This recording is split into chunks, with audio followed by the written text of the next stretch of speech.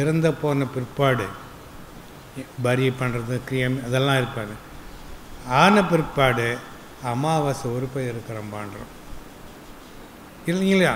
Soul is there. எங்கள் அப்பா வருவார், எப்படி காக்கா மாதிரி வந்து சாப்பிட்டு போயிடுவார். There is a belief, we have a belief every அந்த மாதிரி சொல்லிகிட்டே இருக்கிறோம். The explanation here is 10 or I think some 15 years back, I went to one place in a district in Andhra Pradesh, Kadapa district. There is a Bala Yogi. Bala Yogi ன்னு ஒருத்தர் இருக்காங்க, இருந்தார். அப்போ இப்போ இருந்தாலும் தெரியல எனக்கு. அந்த பால யோகி என்ன பண்ணாருன்னா, மகா சிவராத்திரி அன்று தான் அவர் வந்து பெரிய டன்னல் பெரிய கட்டிட்டுக்கிறாங்க. ஒரு பள்ளம் விட்டு அங்கே அதில் அவர் தான் அங்கே தான் இருப்பார். அதில் மூடிடுவாங்க கம்ப்ளீட்டாக. மூடிட்டு அந்த சிவராத்திரி நன்று மட்டும் அந்த இது எடுத்துகிட்டு அவர் மேலே எடுத்து உட்கார வைப்பாங்க. இதுக்கு வந்து witness even collector also, collector வருவார், எல்லோரும் பாருங்கள் அவங்க எதிரிலேயே வந்து இவரை எடுத்து உட்கார வைப்பாங்க. கண்ணு திறந்து பார்ப்பார், அவரும் நல்லா இப்படி இப்படின்னுவார். அது that is from morning 6 to evening 6 வரலும் இருப்பார். வச்சுருப்பாங்க ஒரு டேபிள் எதுவும் அரேஞ்ச் பண்ணிவிட்டு நிறைய that was function. Many people garland பண்ணுவாங்க, அது பண்ணுவாங்க, எல்லாம் செய்வாங்க அவருக்கு. அதுக்கப்புறம் அவர் என்ன 6 மணிக்கு அந்த மூடி எடுத்துகிட்டு அவர் எடுத்து உட்கார வச்சுட்டு மூடிடுவாங்க. This was there for 40 or 50 years.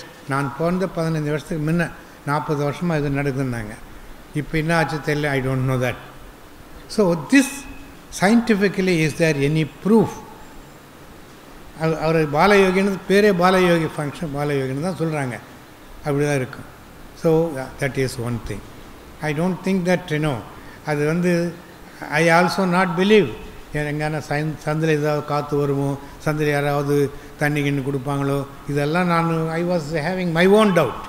But அது வந்து கான்க்ரீட் சிமெண்ட் போட்டு நல்லா இது பண்ணிட்டு இருக்கிறாங்க. அங்கே உள்ளெல்லாம் பார்த்தோம், இங்கே பார்த்தோம், எல்லாம் பார்த்துங்க. அங்கே ஒன்றுமே தெரியல. Not even an iota of whole எதுவும் கிடையாதுங்க. பட் அவர் வந்து how he is surviving. Cell இல்லை, அது இல்லை, இது இல்லை, அதெல்லாம் போச்சு, எல்லாம் சொன்னீங்க நீங்கள். அது இல்லைன்னா இது இல்லை, இது இல்லைன்னா அது இல்லை, அது என்ன, அதெல்லாம் போதுங்க. பட் அவருக்கு எப்படி வரும் இதெல்லாம்? Years together he was living and I don't think he is continue to live. நான் அங்கே போலிங்க.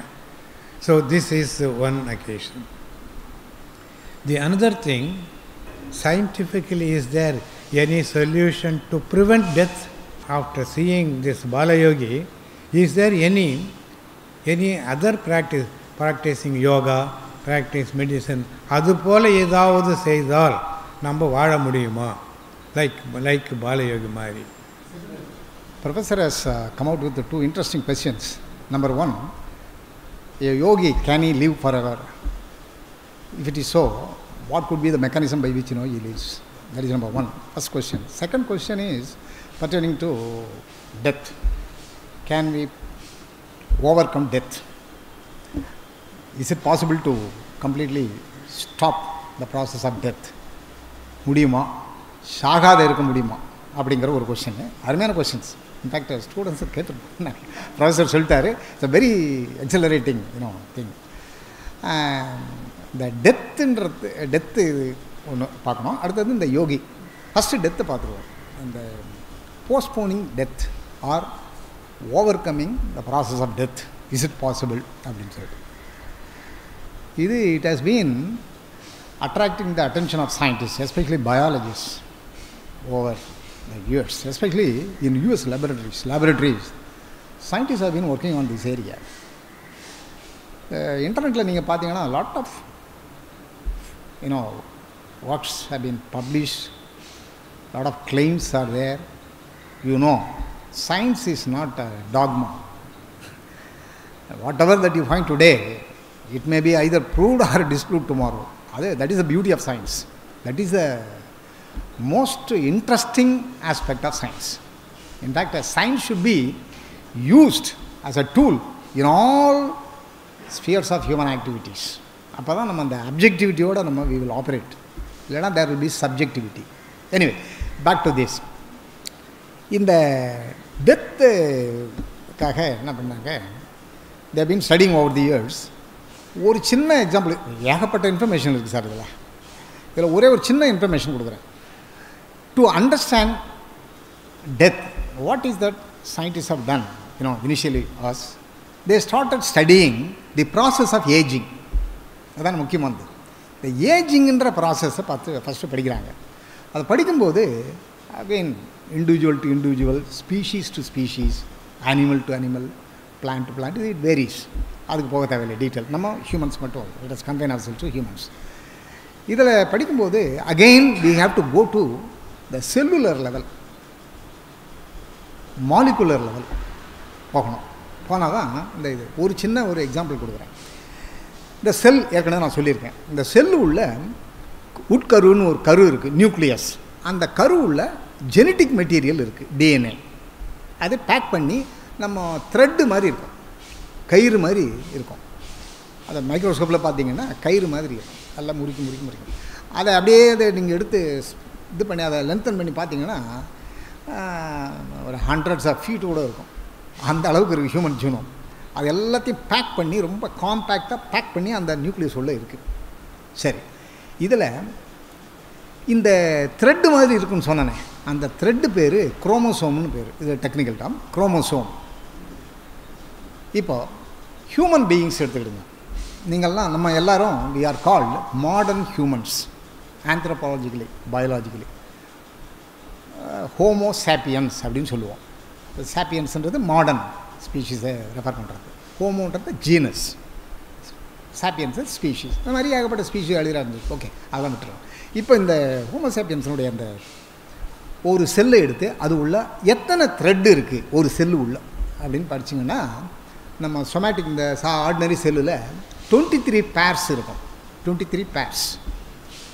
அதே மாதிரி லேடிஸில் அவங்களுக்கும் 23 பேர்ஸ் இருக்கும். ஆனால் இந்த ரீப்ரொடக்டிவ் ஸ்டேஜில் இந்த 23 பேர்ஸ்லேருந்து 23 மட்டும் மேல்லேருந்து வரும், அனதர் 23 ஃபீமேல்லேருந்து வரும். ஸ்பெர்ம் அண்ட் எக் ரெண்டும் ஜாயின் பண்ணும்போது மறுபடியும் 23 பேர்ஸ் வந்துடும். So that the genetic load will be maintained through generations. 22 pairs தான் இருக்கணும். எந்த ஆப்பிரிக்கனாக இருந்தாலும், சைனாக்காரனாக இருந்தாலும், நம்மளாக இருந்தாலும், வெள்ளைக்காரனா, Caucasian, any race, 23 pairs of chromosomes. ஒரு செல்லை கொண்டு வந்து என்கிட்ட கொடுக்குறீங்க, அதான் நான் பார்க்குறேன் மைக்ரோஸ்கோப்பில், 23 பேர்ஸ் இருக்குது. இமீடியட்டாக I can tell you that it is a human species, ஹோமோசாப்பியன்ஸ்னு சொல்லிடலாம். ஸோ இந்த chromosomes very important. Number, chromosome number very important ஒரு பர்டிகுலர் ஸ்பீஷீஸ். இதே ரூல் தான் பிளான்ட்ஸுக்கும், அதே ரூல் தான் மைக்ரோப்ஸுக்கும். The same rule holds good for every thing, right? இந்த குரோமோசோமுக்கு குயிக்காக சொல்லிடுறேன். இந்த குரோமோசோமு 23 பேர்ஸ்ன்னு சொன்னேன். அதில் ஒரு செக்ஸ் குரோமோசோம்னு தனியாக ஒன்று இருக்கும். மேலுக்கு ஒய் குரோமோசோம்னுவாங்க, ஃபீமேலுக்கு எக்ஸ் குரோமோசோம்னு சொல்லுவாங்க. அதெல்லாம் டீட்டெயில்ஸ் வேண்டாம். கமிங் டு அந்த குரோமோசோம் எடுத்திங்கன்னா ஒரு த்ரெட்டு மாதிரி இருக்குன்னு சொன்னேன். அந்த த்ரெட்டு நம்ம குரோமோசோமில் எப்படி இருக்குன்னா, அதுக்கு ஒரு அனாலஜி கொடுக்கணும்னா, நம்ம ஷூ லேஸ் இருக்குது பாருங்கள், ஷூ லேஸ், ஷூ கட்டுறமே அந்த ஷூ லேஸ், அந்த கயிறு, இந்த ஷூ லேஸில் இந்த எண்ட்லேயும் இந்த எண்ட்லேயும் ஒரு லேஸ் எடுத்திங்கன்னா ஒரு மெட்டல் கவர் கொடுத்துருப்பாங்க. ஏன் மெட்டல் கவர் கொடுத்துருப்பாங்க? ஒரு தின் ஒரு இதில் இரும்பு இது கவர் மாதிரி, பிளாஸ்டிக் கவர் இதை கொடுத்துருப்பாங்க. அது எதுக்கு? அந்த எண்டு இந்த எண்டும் அது இல்லைன்னா என்ன ஆகும்? பிரிஞ்சு என்ன ஆகும்? கொஞ்சம் கொஞ்சமாக போயிடும், இது ஷார்டன் ஆகிடும். கரெக்டாக? அதே the same logic holds good here. இந்த குரோமோசோமில் இந்த டிப்பில் 2 கேப் இருக்குது. அந்த கேப்பு பேர் டீலோமியர்னு பேர். அது வயது ஆக ஆக they found out long time ago, some 30 to 40 years முன்னே அதை கண்டுபிடிச்சாங்க. Work is still going on. அது என்ன ஆகுது, இந்த செல்லில் வயது கூட அதனுடைய கேப் ப்ராப்பராக போய் அதை ஹோல்டு பண்ணுறது குறைஞ்சி போகுது. ஆகினால குரோமோசோமுடைய லென்த் இருக்குங்களே, லெட் அஸ் சே 1 மைக்ரோமீட்டர் இருக்கணும்னு வச்சுக்கோங்க.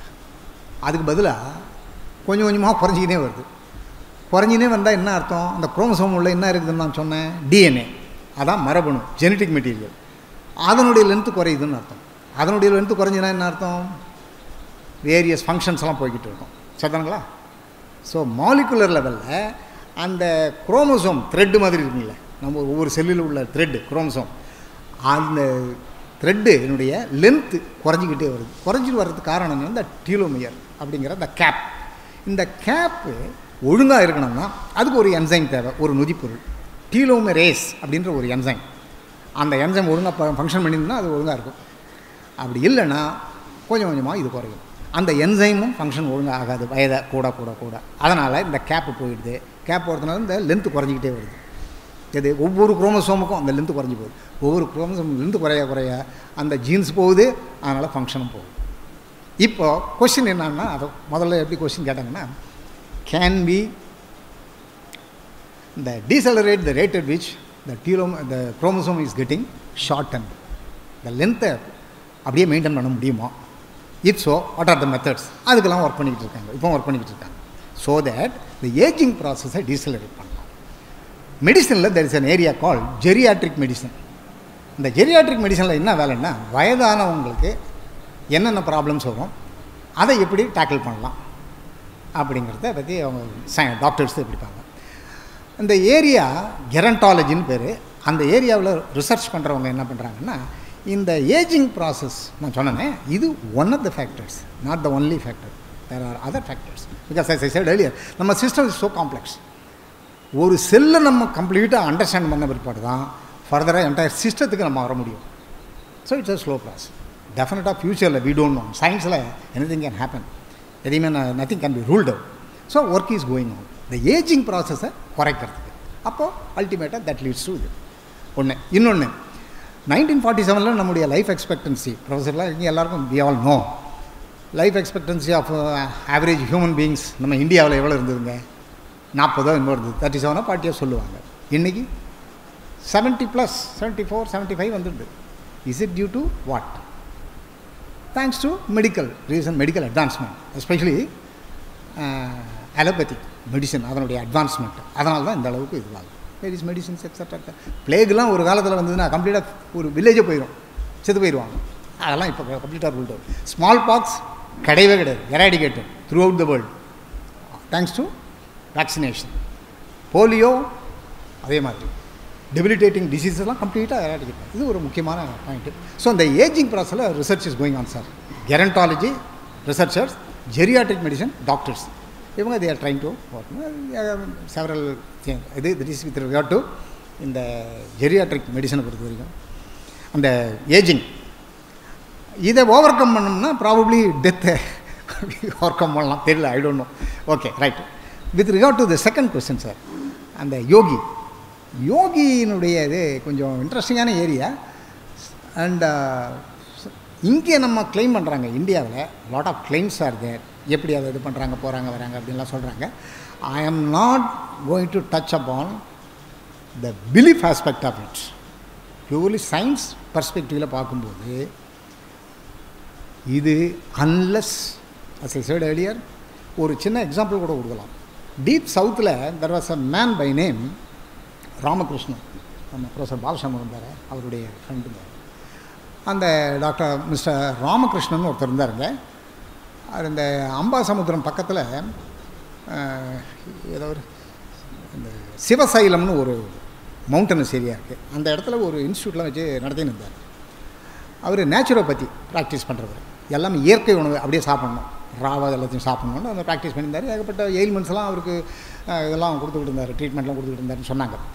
அவர் என்ன பண்ணார், அவர் வாஸ் டீச்சர், ஸ்கூல் டீச்சர். அவர் என்ன பண்ணார், ஒரு ஸ்டேஜில் இந்த இயற்கை சாப்பிட்டுட்டு ஒரு ஸ்டேஜில் என்ன பண்ணார், பால் மட்டும் சாப்பிட்டுட்டு இருந்தார். பாலையும் கம்ப்ளீட்டாக நிறுத்திட்டார், பால் குடிக்கக்கூடாதுன்ட்டார். அதுக்கப்புறம் வெறும் தண்ணியை மட்டும் குடித்து உயிர் வாழலாம் அப்படிங்கிறத டிக்ளேர் பண்ணிவிட்டு ஒரு இடத்துல உட்காந்தார். இருந்து அப்படியே இறந்துடுறாரு. வெறும் தண்ணியை மட்டும் குடிச்சு எப்படி உயிரோடு இருக்க முடியும்? சயின்ஸில் there are certain things which we have demonstrated, modern science. வெறும் தண்ணியை குடிச்சிட்டு உயிரோடு போய் எப்படி இருக்க முடியும்? Is it possible? நமக்கு நியூட்ரியன்ஸ் தேவை. ஆக்சிஜன் எடுத்துக்கிறீங்க, அது ஃபியூவல். பட் இது ஆக்சிஜன் எரிபொருள். பட்டு இந்த சாப்பாடு வேணும் இல்லையா, அதை எரிக்கிறதுக்கு சாப்பாடு வேணும் இல்லையா, சாப்பாடு இல்லாத எப்படி இருக்கு உயிரோடு இருக்க முடியும், வெறும் தண்ணி எப்படி உயிரை கொடுக்க முடியும்? No, he died. ஸோ இது எதுக்கு சொல்ல வரேன்னா, வெறும் ஆக்சிஜன் இருந்தால் மட்டும் உயிரோடு இருந்துடலாம் அப்படிங்கிறது ruled out, number 1. Number 2, nutrients சாப்பாடு இல்லாத உயிர் வாழலாம் அப்படிங்கிறதும் மாடர்ன் சயின்ஸை பொறுத்த வரைக்கும் ரூல்ட் அவுட். நம்பர் 3, ஒரு முக்கியமான விஷயம், ரொம்ப இன்ட்ரெஸ்டிங்கான விஷயம், I want you to think it over, very interesting area. ஒரு when I was a student, ஒரு ரஷ்யன் சயின்டிஸ்ட் என்ன பண்ணார், ஒரு science fiction, those days science ஃபிக்ஷன்லாம் புக்ஸ்லாம் அடிக்கடி எழுதுவாங்க அந்த காலத்தில், இப்போ வருது, யங்ஸ்டர்ஸ் அதெல்லாம் படிக்கணும். அந்த சயின்ஸ் ஃபிக்ஷனில் ஒரு எழுதியிருந்தார், ஒரு சயின்ஸ் ஃபிக்ஷன் ஒன்று படித்தேன் 70s, டாக்கிங் அபவுட் 70s. அதில் என்ன பண்ணார், அந்த நாவலில் டிஸ்டன்ட் ஒரு ஸ்டாருக்கு மனுஷனை அனுப்பணும், அதான் நியரஸ்ட் ஸ்டார். நியரஸ்ட் ஸ்டார் எவ்வளோ sir? 4.5 light years nearest star. நம்ம சூரியனை பற்றி பேசலை, ஒரு ஸ்டாரை பற்றி பேசலாம். சூரியனும் ஸ்டார் தான், அது வேறு விஷயம். அந்த ஸ்டாரை அங்கே போகணும், ஒருத்தனை அனுப்பணும். அந்த நாவலுடைய தீம் சொல்கிறேன், அங்கே அனுப்பணும். எப்படி அனுப்புறது? ஒரு லைட் இயர்னால் உங்களுக்கு தெரியுங்களா? யங்ஸ்டர்ஸ்லாம் படிக்கணும். ஒரு செகண்டுக்கு, ப்ரொஃபஸர் ஃபிசிக்ஸ் இருக்காங்க, ஒரு செகண்டுக்கு லைட்டு எவ்வளோ வேகத்தில் போகுது? 300,000 கிலோமீட்டர்ஸ் இல்லைங்களா? ஒரு செகண்டுக்கு. ஒரு மினிட்டுக்கு எவ்வளோ போகும்? ஒர்க் அவுட் பண்ணுங்கள். 1 ஹவருக்கு எவ்வளோ போகும்? ஒர்க் போகும். 24 ஹவர்ஸ்க்கு எவ்வளோ போகும்? ஒரு வருஷத்துக்கு எவ்வளோ போகும்? Huge mind boggling figure. அந்த ஸ்பீடு நீங்கள் போனீங்கன்னா சார் சொன்ன மாதிரி 4.5 லைட் இயர்ஸில் யூ கேன் ரீச். எங்கே? அந்த ஸ்டாருக்கு. முடியுமா? நம்ம வயசு 100 வயசு தான் இல்லையா? முடியாது. அவர் என்ன பண்ணுறாரு, அந்த சயின்டிஸ்ட், அவர் சயின்டிஸ்ட், ரஷ்யன் சயின்டிஸ்ட், அவர் என்ன பண்ணார், சோவியத் யூனியன், அவர் என்ன பண்ணுறாரு, வெரி இன்ட்ரெஸ்டிங். அந்த 2 பேரை இங்கேருந்து அனுப்பணும், 2 பேரை A, B 2 பேரை அனுப்புகிறாங்க. அவங்கள எப்படி அனுப்புகிறாருன்னா, அவங்கள இந்த சீடு ஸ்டேட்டுக்கு கொண்டு வர்றாரு. சீடு விதை. விதையை பற்றி கொஞ்சம் சொல்லணும். நம்ம இந்த விதைகள்லாம் இருக்குது பாருங்கள், எல்லா விதைகளும், தாவரத்தினுடைய விதைகள்லாம், அதுங்களெல்லாம் நல்லா ப்ராப்பராக ஸ்டோர் பண்ணிங்கன்னா hundreds of years you can store. சரி, hundreds of years ஸ்டோர் பண்ணால் அது உயிரோடு இருக்குமா? இருக்கும். எப்படி இருக்கும்? அது என்ன பண்ணுது அப்படின்னு அவர் யோசனை பண்ணார். யோசனை பண்ணிவிட்டு அந்த ஸ்டேட்டுக்கு, அந்த விதை ஏன் எப்படி இருக்குன்னு சொல்கிறாங்க பிற்பாடு, அந்த ஸ்டேட்டுக்கு இந்த 2 ஏவையும் பிவியும் அந்த ஸ்டேட்டுக்கு கொண்டு வந்துடுறாரு. கொண்டு வந்து அந்த ராக்கெட்டில் வச்சு அனுப்பிச்சிடுறாரு. அந்த ராக்கெட் அங்கே போகுது. எத்தனையோ கோடி வருஷம் அது ஆகும், அதை ஒர்க் அவுட் பண்ணிங்கன்னா. அங்கே போகிறாங்க. அங்கே போன உடனே ரிவைவ் பண்ணிக்கிறாங்க. அவங்கள ரிவைவ் பண்ணிவிட்டு நார்மல் ஸ்டேட்டுக்கு வந்துடுறாங்க. எக்ஸ்ப்ளோர்லாம் பண்ணுறாங்க, எல்லாத்தையும் ஸ்டடி பண்ணுறாங்க. மறுபடியும் அந்த விதை ஸ்டேட்டுக்கு வந்துட்டு திரும்பி வராங்க. திரும்பி வந்து அங்கே யாருமே இருக்க மாட்டாங்களே. அதனால் இங்கே ஒரு டீம் ஆஃப் ஃபெலோஸை அந்த விதை ஸ்டேட்டுக்கு கொண்டு வந்து வச்சிடுறாங்க. வச்சுட்டு அவங்க வந்த உடனே அவங்க என்னென்ன பண்ணாங்க, போனாங்க, வந்தாலும் ஸ்டடி பண்ணுறாங்க. இப்படி அந்த கதை போகும். அந்த நாவல் இட்ஸ் அ வெரி இன்ட்ரெஸ்டிங் நாவல். இதில் முக்கியமான பாயிண்ட் என்னென்னா, சயின்ஸ். இங்கே ரொம்ப முக்கியமானது என்னென்னா சயின்ஸ். என்ன? விதை இருக்க, விதை எல்லா விதையும் உயிருள்ள விதை தான். ஏன்னா போட்ட உடனே ஜெர்மினேட் ஆகுது. ஜெர்மினேட் ஆகலாம், அது முளைக்கலன்னு நம்ம என்ன நினைப்போம்? செத்து போச்சுன்னு அர்த்தம். ஏதோ நோயினாலேயோ ஏதோ காரணத்தினால செத்து போகுது. அப்போ அந்த விதை உயிர், முக்கால்வாசி விதை எல்லாம் உயிரோடு தான் இருக்குது இல்லைங்களா? ஒரு 80 to 90%, மேபி 10%, 5 to 10% இது ஆகலாம். இந்த விதை ஸ்டேட்டு என்ன அப்படின்ற ஒரு கேள்வி ரொம்ப நல்லா பியூட்டிஃபுல்லாக அனலைஸ் பண்ணியிருக்காரு அந்த இதில். எனவே பிளான்ட் பயாலஜியில் என்ன சொல்கிறாங்கன்னா, இந்த விதை உள்ள, நான் சொன்னேன் நம்ம பாடியில் ஃபங்க்ஷன்ஸ் எல்லாம் நடக்குது, ஒவ்வொரு செல்லுலேயும் ஃபங்க்ஷன்ஸ் எல்லாம் நடக்குது. அந்த ஃபங்க்ஷன்ஸ் எல்லாம் நடக்குது. எப்படி நடக்குதுன்னா 100% ஃபங்க்ஷன் நடக்குதுன்னு வச்சுப்போம் நம்ம செல்லில். விதையில் 0.01%, ஒரு உதாரணத்துக்கு சொல்கிறேன், 0.01% ஃபங்க்ஷன் தான் நடக்கும். 100க்கு 100 ஃபங்க்ஷன் நடக்குது. அதனால் நம்ம நடமாடுறோம், நம்ம எல்லா வேலையும் செய்துக்கிட்டு இருக்கோம், இதெல்லாம் நடக்குது. விதை எதுவும் பண்ணுறதில்ல. ஒரு இடத்துல வச்சிங்கன்னா அது அப்படியே இருக்கும். அண்டர் ஆப்டிமல் கண்டிஷன்ஸ் விதையை நல்லா ட்ரை பண்ணணும். ட்ரை பண்ணுறதுனா என்ன அர்த்தம்? தண்ணியை வெளியேற்றணும். அது ரொம்ப முக்கியமான இந்த டெக்னாலஜி, அது சயின்ஸு. விதையை நீங்கள் ஹார்வெஸ்ட் பண்ணி அப்படியே கொண்டு வந்து வச்சிங்கன்னா எல்லாம் முளைச்சிடும், இல்லை செத்து போயிடும், இல்லை ஏதாவது பாக்டீரியல் இன்ஃபெக்ஷன் வந்துடும், செத்து கம்ப்ளீட்டாக காலியாகிடும், டீகம்போஸ் ஆகிடும். அது நடக்கிறதில்ல. அதுக்கு என்ன பண்ணுறோம்? தண்ணியே எடுத்துடுறோம். அதான் முக்கியமானது. நீங்கள் கொஸ்டின் கேட்டிங்களா, அது பாடியிலிருந்து அதனுடைய பாடியிலிருந்து தண்ணியை ரிமூவ் பண்ணிடுறோம். சரி, அதுக்கு பிறகு ஃபங்க்ஷன் நடக்குதா? அந்த விதைகள்னா நடக்குது. அப்போ தானே உயிரோடு இருக்க முடியும். ஃபங்க்ஷன் நடக்குது. That is called cryptic function அப்படின்வாங்க. Cryptic function, minimum function, so that the system will survive. இப்போ யோகா இதுவாங்க, யோகிக் யோகா இதில் என்ன பண்ணுறாங்க, இந்த பிராணாயாமம்னு ஒன்று சொல்கிறாங்க. அதில் இந்த காற்றெல்லாம் இது பண்ணுறாங்க, போகிறாங்க வராங்கன்னு சொல்கிறாங்க. அந்த மாதிரி அதாவது கண்ட்ரோல் பண்ணி இந்த சீட் ஸ்டேட்டுக்கு கொண்டு வர முடியுமா such a complex system? If so, is it possible to survive without external source of nutrients, external source of oxygen? அப்படிங்கிறதுலாம் it's a question, it's a debatable question. As of now western சயின்டிஸ்டுடைய வியூவில் இருந்து இதெல்லாம் it's not possible அப்படின்னு சொல்கிறாங்க. இது வரைக்கும் சொல்கிறாங்க. So far it is not possible because it's system is so complicated, complex, and it is not that easy to achieve that. அந்த சீட் ஸ்டேட் அச்சீவ் பண்ணுறது இட்ஸ் நாட் தட் ஈஸி அப்படின்னு சொல்கிறாங்க. We don't know. That's it. உன் கடவுளை விட, உன் சாஸ்திரத்தை விட, உன் முன்னோரை விட, உன் வெங்காயம் வழக்கமாத்தை விட உன் அறிவு பெருசு, அதை சிந்தி.